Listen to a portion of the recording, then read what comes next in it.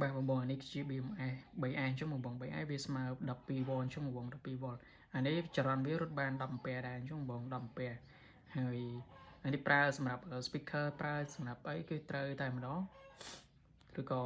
លោកតូចៗអីយើងអាចប្រើបានជាងមួយវងហើយតកតងនឹងរបៀបតយើងតមកតដូចតែមុនមក3 1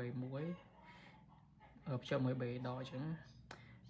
3ដកមក3 1អញ្ចឹងវងអញ្ចឹងយើងវាស់មើលតង់សង់វាបើសិនជា 3.7 វ៉ុលហ្នឹងដាក់មកត្រូវហើយ B2 វាស្មើ 7.4 ឬក៏ 8.4 វ៉ុលហ្នឹងហើយ B3 វាស្មើ9 វ៉ុលឬក៏ 12.1 វ៉ុលហ្នឹងឯង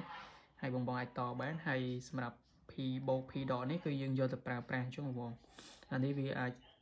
វាប្រើខ្សែពីសរសៃសាក់ចេញសាក់ចូលអញ្ចឹងបងវាមាន BMS វាធ្វើការបាន2អានេះវាធ្វើការបញ្ចេញឲ្យទៅប្រើប្រាស់ផងហើយនឹងបញ្ចូលផងវាមាន2ហ្នឹងវាមានបើសិនជាវាសាក់ពេញទៅខាងនេះវាបិទអត់ឲ្យចរន្តអត់ឲ្យតង់សង់វារត់ចូលទេអញ្ចឹងវាការពីថ្មបានអញ្ចឹងបងសម្រាប់ BMS ហើយវីដេអូនេះមានតែប៉ុណ្្នឹងទេអរគុណច្រើនបង